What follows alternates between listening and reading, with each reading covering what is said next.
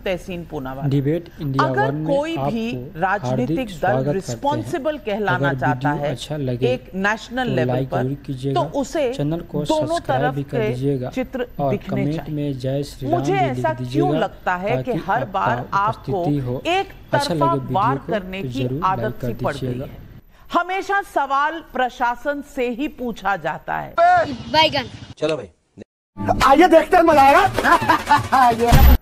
कभी जो वहां पर उपद्रव कर रहे हैं उनके ऊपर बिल्कुल लोगों की आंखों पर पट्टियां क्यों लगी होती हैं?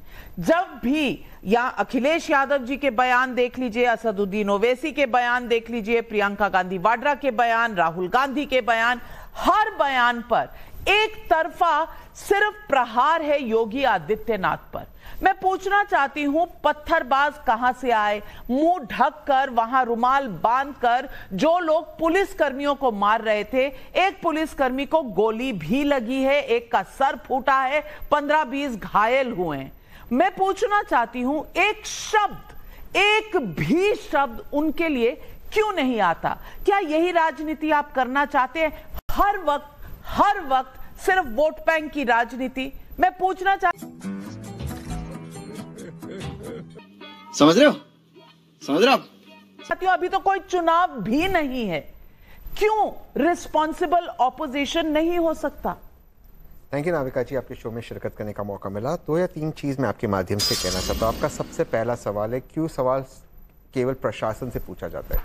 मुझे नहीं पता था एक लोकतंत्र में, मैं बड़ी विनम्रता से आप कह रहा हूँ, कोई सरकास्टिकली नहीं कह रहा हूँ, और किसी से सवाल पूछने चाहिए, चाहे किसी भी पक्ष के लोग गिल्टी हो, सवाल तो प्रशासन से ही पूछा जाएगा। लॉ एंड ऑर्डर आखिर में किसकी जिम्मेदारी है?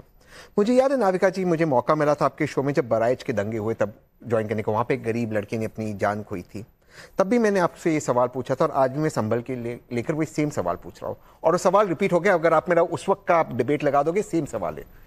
नाविका जी, पत्थर तो ऐसे आ नहीं सकते, इसको कलेक्ट करना पड़ता है। इंटेलिजेंस कहाँ थी? ये सर्वे होना था, आपके पास चिट्ठी है, साइन ली गई थी, क्या उस वक्त ड्रोन सर्वे नहीं हुआ? कि जबकि आप जानते हो नाविका जी कि कम्युनल पोलराइजेशन हो रहा है हमारे देश में, देश भर में, और उत्तर प्रदेश में रिपीटेडली हो रहा है। चलो मैं मान लेता हूं मुसलमान गलती है, मैं मान लेता हूं ये बात, मुसलमान गलत है, चलो मैं कहता हूं, तब ड्रोन सर्वे नहीं होना चाहिए। तीसरी बात, वहां पर पुलिस ने क्या कार्रवाई की ताकि कोई ऐसी घटना ना घटे जिसकी वजह से पत्थरबाजी हो, गन्स आए? वहां पर भी बहराइच में भी गन्स निकले थे बाहर, ये बात क्या एक्सपीरियंस था? बार बार अगर ये फेलियर हो रहा है तो इस फेलियर में किसका फायदा हो रहा है? यकीनी तौर पे सपा का नहीं हो रहा है, कांग्रेस का नहीं हो रहा है, तो किसको इससे फायदा हो रहा है? पॉलिटिकल फायदा ऑब्वियसली भाजपा को हो रहा है। मैं लास्ट चीज से अपनी बात समाप्त करता हूं, 30 सेकंड का समय, इसके बाद मैं नहीं बोलूंगा। मैं आपके दर्शकों को एक चीज कहना चाहता हूं, बहराइच में गरीब लड़का मरा, वो हिंदू था। संभल में जो गरीब मरे वो मुसलमान थे। गरीब ही मरता है, ना एमआईएम का कोई नेता का बच्चा मरेगा, ना भाजपा का कोई नेता का बच्चा घायल होगा। अगर कौम खतरे में, इनके बच्चे क्यों नहीं आते? धर्म खतरे में, इनके बच्चे क्यों नहीं आते? इनके बच्चे विदेश में जाते, अंग्रेजी में पढ़ाई करते, आपके बच्चों को छोड़ते। सोचिए इस चीज को, कब तक इनके नाद में लगोगे? ये सब पोलराइज कर रहे हैं, ये सब पोलराइज कर रहे हैं। लेकिन आप कांग्रेस को बचाकर चले गए। मैं पूछना चाहती हूं, आचार्य प्रमोद कृष्णम भी हमारे साथ जुड़ गए, पीठाधीश्वर हैं कल की धाम के। आचार्य प्रमोद कृष्णम, आपका स्वागत है। पब्लिक का सवाल आज यही है, सवाल यह है कि हर बार यही सवाल पूछा जा रहा है कि एक सर्वे हो गया तो दूसरा क्यों नहीं? जिस दिन पहला सर्वे हो रहा था तो उसी दिन बताया गया था कि रोशनी कम थी, इसीलिए सर्वे को स्थगित किया गया और एक और तारीख दी गई, वो थी 24 नवंबर की तारीख।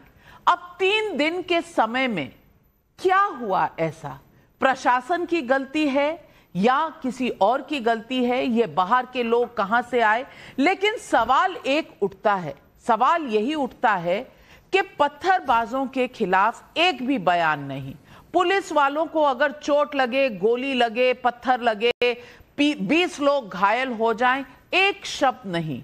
सिर्फ सवाल प्रशासन से सवाल होना चाहिए, हम भी कर रहे हैं, लेकिन क्या रिस्पॉन्सिबिलिटी सिर्फ एक तरफा है?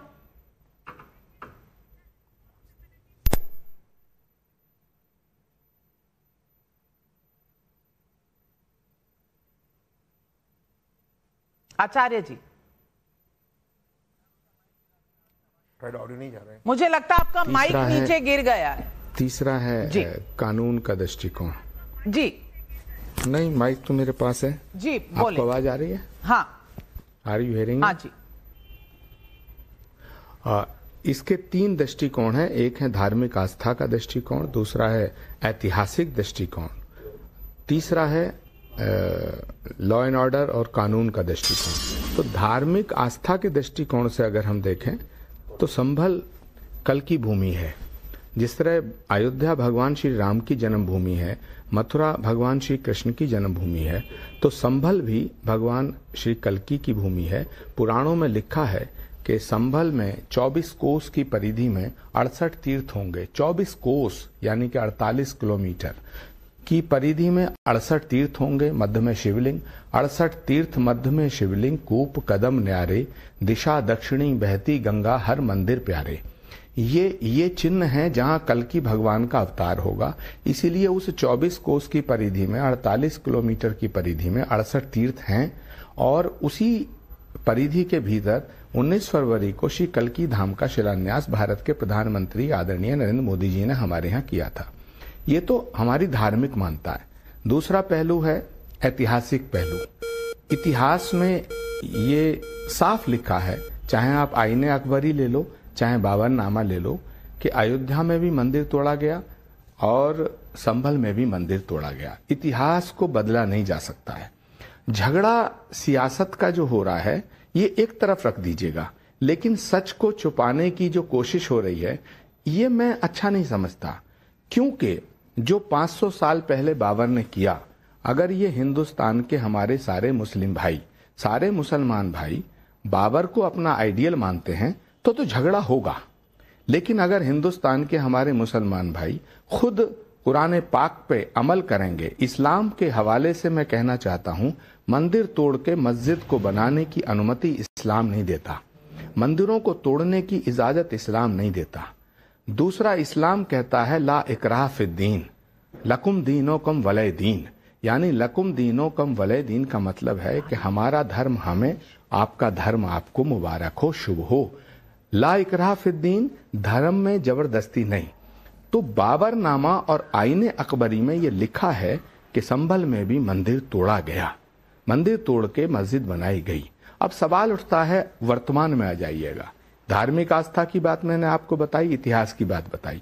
अब सवाल है कि एक अदालत ने फैसला दिया कि साहब सर्वे करो। सर्वे करने में क्या जा रहा था? सर्वे करने जो पुलिस और प्रशासन पे उंगली उठा सकते हैं, हमें भी उठानी चाहिए। मगर जो लोगों की मौत हुई है, जिन बच्चों की मौत हुई है, मैं उस पर बहुत बेहद अफसोस व्यक्त करता हूं। मुझे बड़ा दुख है, और वो क्यों हुई, कैसे हुई, ये जांच का विषय। लेकिन मौत पे दुख व्यक्त करना मेरा राइट भी है और मेरा फर्ज भी है। मगर उस